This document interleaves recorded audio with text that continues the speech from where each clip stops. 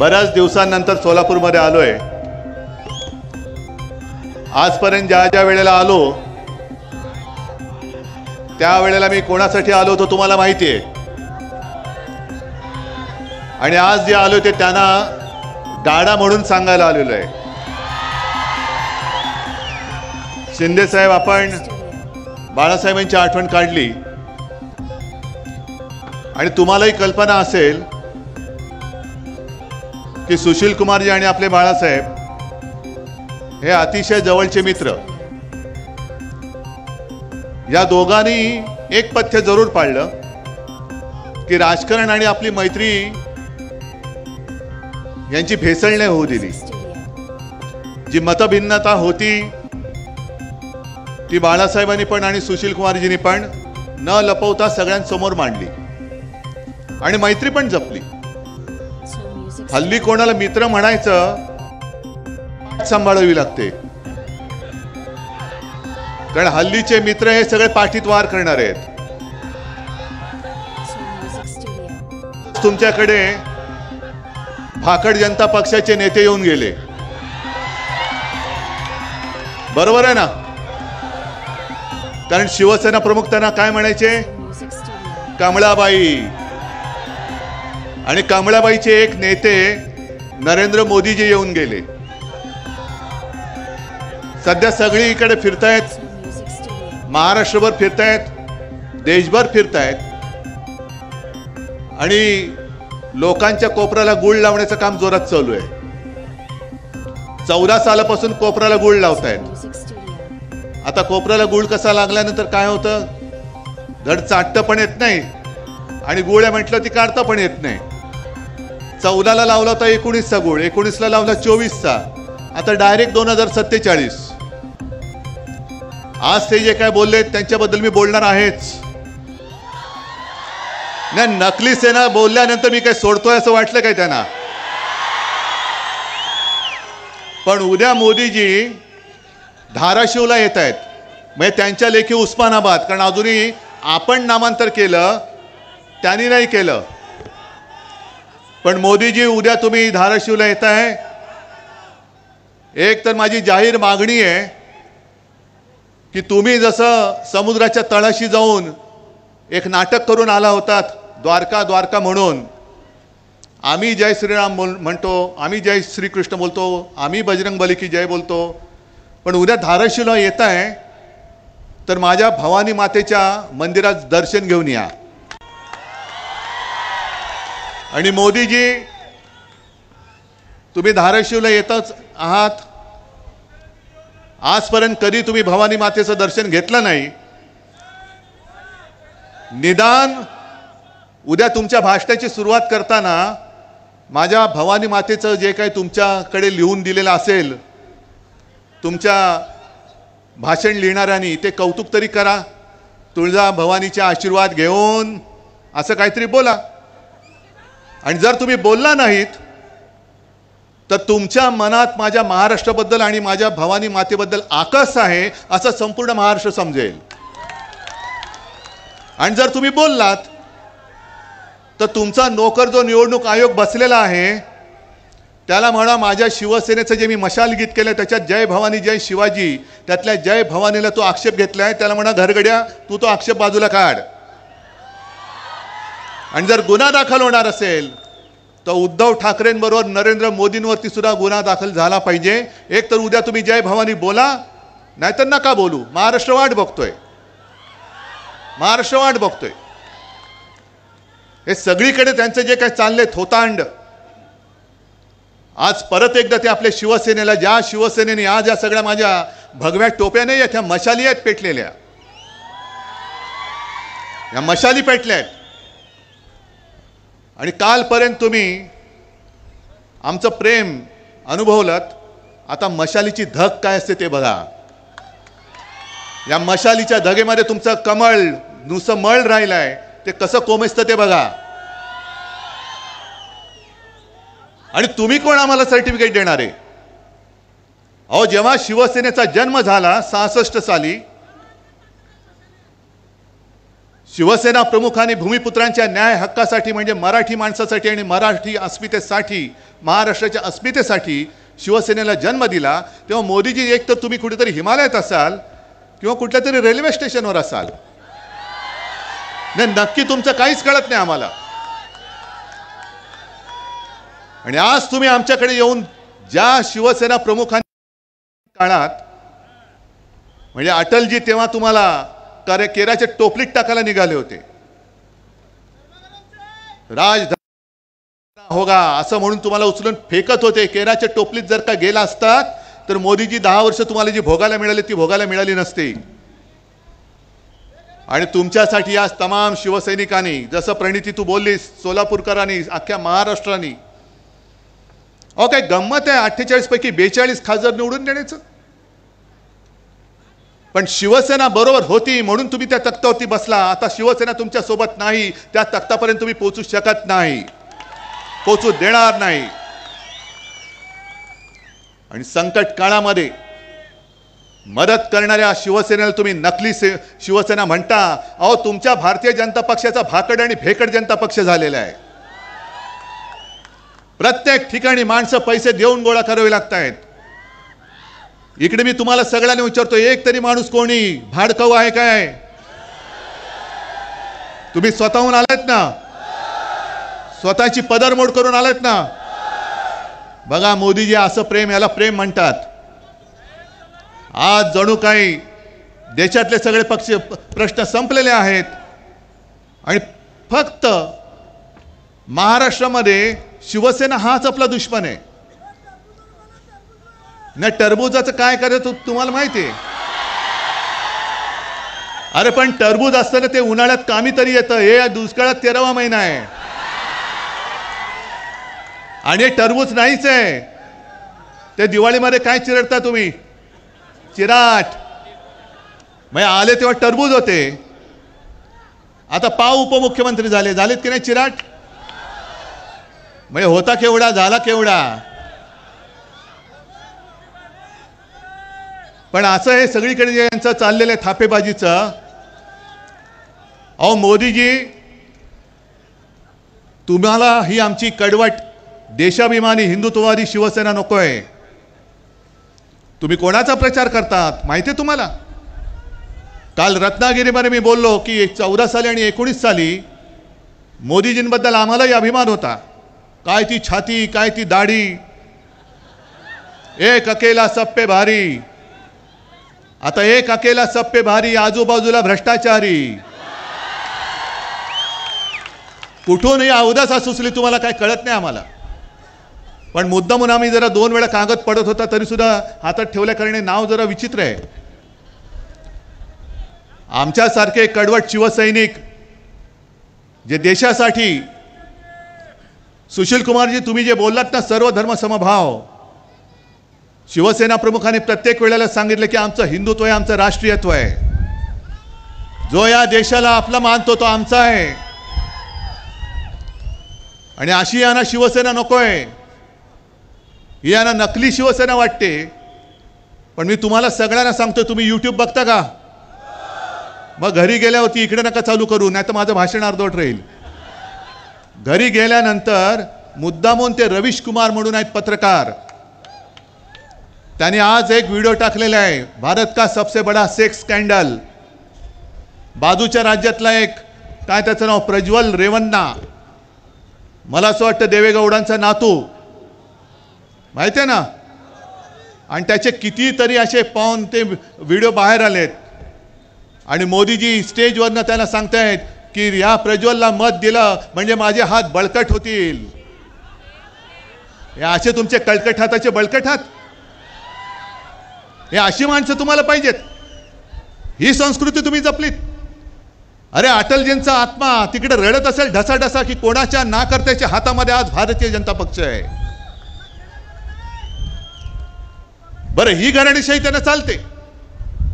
जे sex scandal करतात मोदीजी, त्यांची घराणेशाही तुम्हाला चालते, त्यांना तुम्ही पाठिंबा देता, व्यासपीठावर घेऊन मिठ्या मारता, काय त्यांचा प्रचार तुम्ही करता. पण शिवसेना प्रमुखांची घराणेशाही ती नाही चालत तुम्हाला.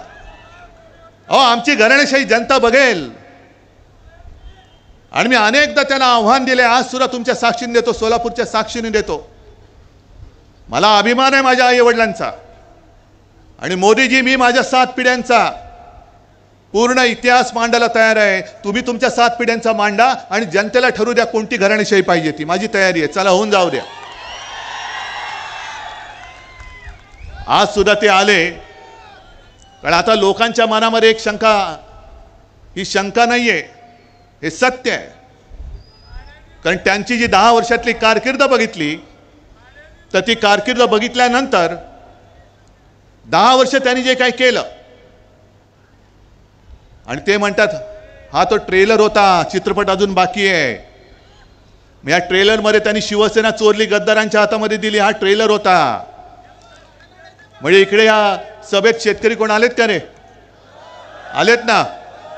आता पुढचा ट्रेलर हा आमचा झाला, आता पुढचा चित्रपट तुमचा नाही झाला तर?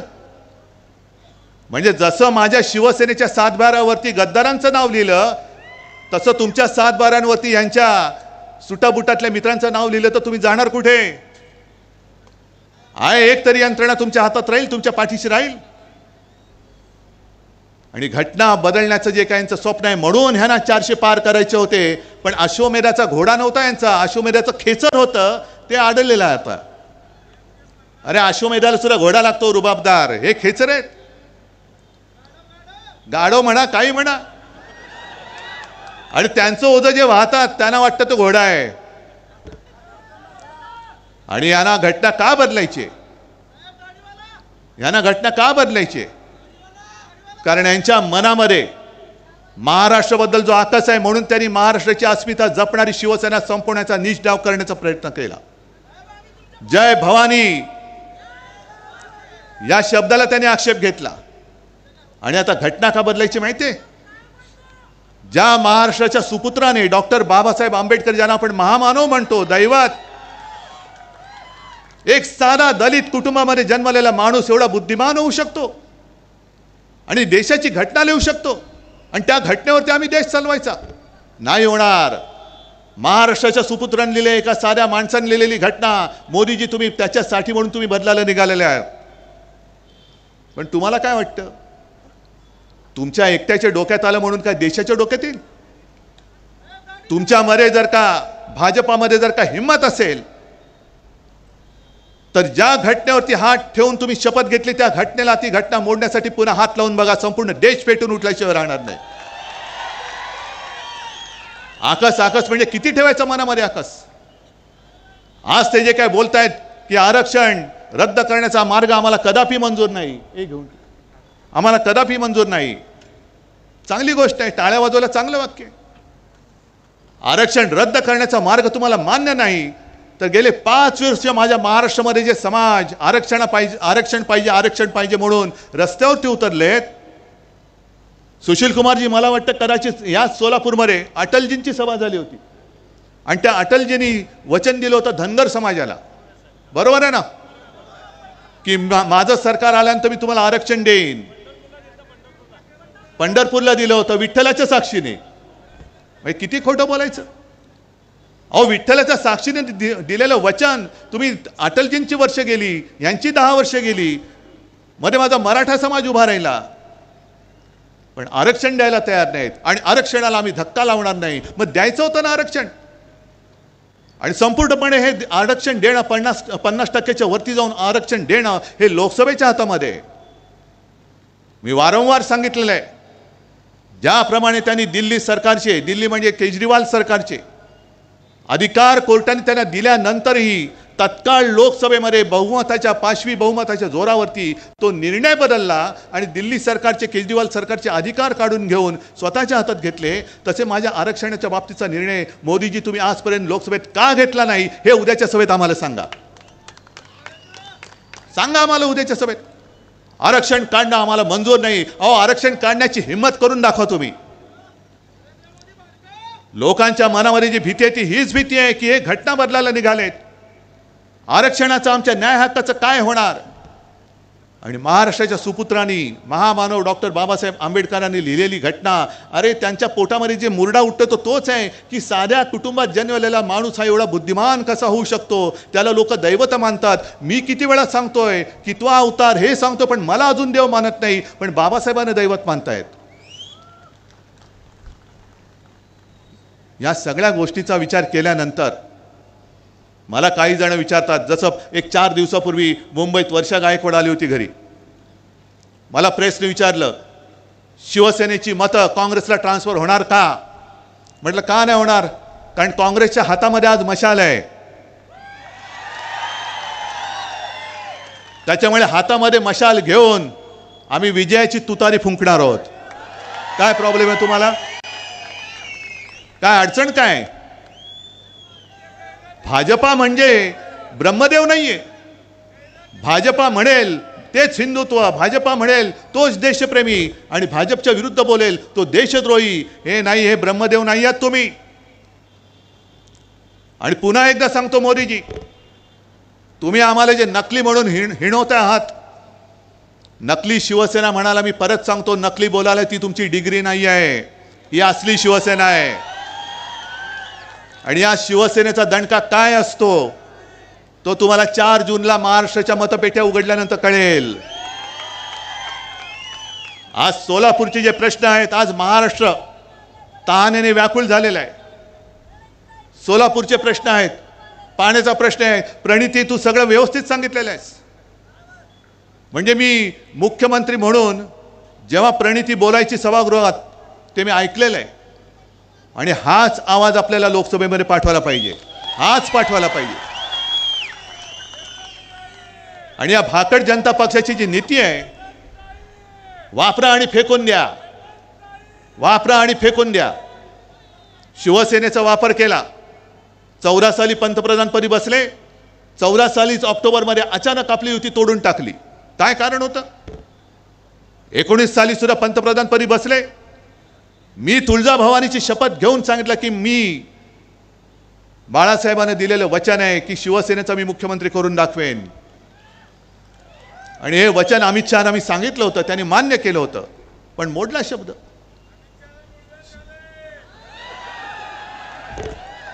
जाऊ दे बाबा, दवाखाना कुठे असेल तर तुम्हीच दाखवा, पण त्यांनी शब्द मोडला. म्हणजे वापरायचं आणि फेकून द्यायचं. आता मला सांगा, गेल्या वेळेला आपल्या इथले खासदार कोण होते हो, ज्यांच्या प्रचारासाठी शिवसैनिक सुद्धा आले होते? कोण होते स्वामी? आता कुठे आहेत? गेल्या वेळेला का दिले होते? कारण त्यांच्या भक्तांची मतं पाहिजेत, बरोबर ना. आता त्या भक्तांना विचारा, हे अंधभक्त भाजपचे एवढे मातलेत की गेल्या वेळेला तुमचा वापर केला आणि दिला फेकून. बरं, प्रमाणपत्राचा जर का प्रश्न असेल तर अमरावतीमधला प्रमाणपत्राचा प्रश्न कसा सोडवलात?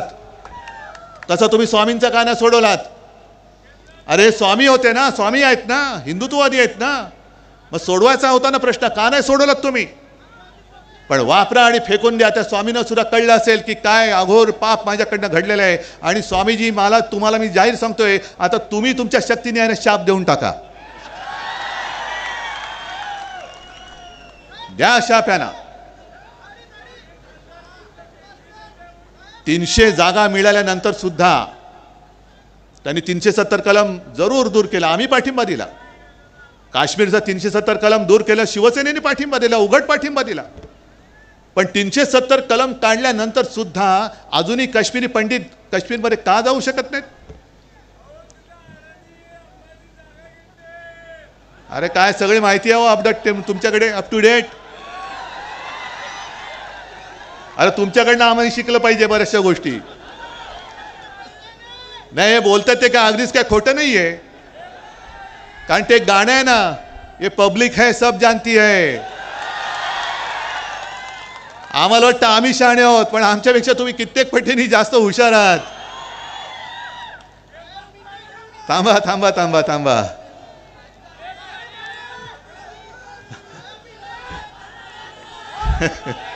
तुम्ही असं मध्ये बोललात तर मला पण हसायला येतं मग. बरं ठीक आहे, तुम्हाला मगाशी तुम्ही कोणावरती बोललात?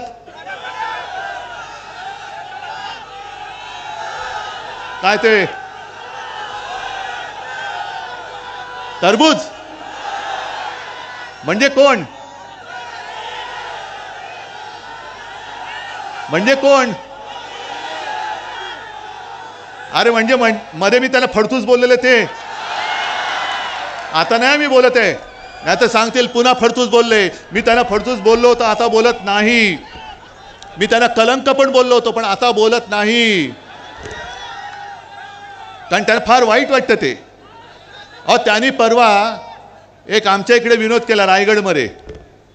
ते म्हणाले बाकीची कामं सोडून द्या, म्हणजे कामं नाही केली मोदींनी, हे त्यांनी स्वतः सांगितलं. पण निदान मोदीजींनी करोना काळात आपल्याला लस दिली म्हणून आपण जिवंत राहिलो. म्हणजे जे काय संशोधक आहेत ते काय गवत उपटत बसले होते? मोदी एवढे सगळं ब्रह्मांड त्यांना माहिती आहे. मोदीजींनी लस बनवली. आम्हाला अभिमान आहे की लस जी बनली ती माझ्या महाराष्ट्रामधल्या पुण्यामध्ये बनलेली आहे, पुनावाल्यांनी बनवलेली आहे, आणि तिथून मोदीजींनी तिकडनं घेतली. पण मोदीजींनी जरी लस दिली असली तरी मोदीजींनी लस ती अशी काय हवेत नाही सोडली. खेड्यापाड्यामध्ये महाराष्ट्र सरकारने शासन यंत्रणा वापरून प्रत्येकाला लसीकरण केलं होतं. महाराष्ट्र सरकारच्या यंत्रणेचं कौतुक केलं पाहिजे तुम्ही. आणि महाराष्ट्र कसा वाचला माहितीये? करोना काळामध्ये देशात नंबर 1 चा मुख्यमंत्री म्हणून माझा उल्लेख झाला होता. पण तो नंबर 1 माझा नव्हता, नंबर 1 तुमचा होता. कारण मी जे जे तुम्हाला सांगितलं ते ते तुम्ही ऐकलत ना. म्हणजे खरं लोकांना वाटत होतं हे बोलतायत कठीण आहे, कसं काय लोक ऐकणार. तोंडाला मास्क लावा, घरी पडू नका, 2 हात दूर राहा. मी जे जे सांगितलं ते तुम्ही ऐकलत, म्हणून आणि म्हणून महाराष्ट्र वाचला. मोदीजी तुमची लस नंतर तुम्ही लस दिलीच नाही. लस माझ्या महाराष्ट्रामध्ये बनली. पण ती लस मिळवण्यासाठी सुद्धा महाराष्ट्र सरकारला केंद्राकडे किती विनवण्या करायला लागल्या. आधी लोकांना जमवायचं, जमवल्यानंतर लक्षात यायचं की अमुक एका केंद्रावरती एवढी लोक आलेत पण तेवढा लसचा पुरवठाच होत नाहीये. मग केंद्राला सांगितलं, केंद्र सांगायचं थांबा जरा, आधी आम्हाला इकडे देऊ द्या, आधी आम्हाला तिकडे देऊ द्या. हे सगळे तुम्ही सगळे चाळे केलेत.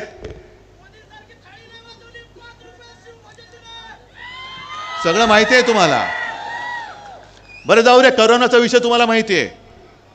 मला सांगा 10 वर्षामध्ये खरंच प्रामाणिकपणे हात वर करून सांगायचं किती जणांच्या खात्यात 15 लाख रुपये आलेत? एकाने तरी हात वर करून सांगायचं. आलेत? नाही आले. कोण देणार होतं बोलले? मोदी. आणि भाजपच्या खात्यात किती आले? निवडणूक रोख्यातून किती आले? मोजायच्या पलीकडे आहेत. 8-10 हजार कोटी. मग आजचे दिन कोणाचे आले? आणि पुन्हा आणखीन देणार परत त्यांना मत. आता आणखीन एक गोष्ट सांगतो. निवडणूक रोख्यांचा घोटाळा हा जगातला सगळ्यात मोठा घोटाळा आहे असं कोण बोललं तुम्हाला माहिती आहे?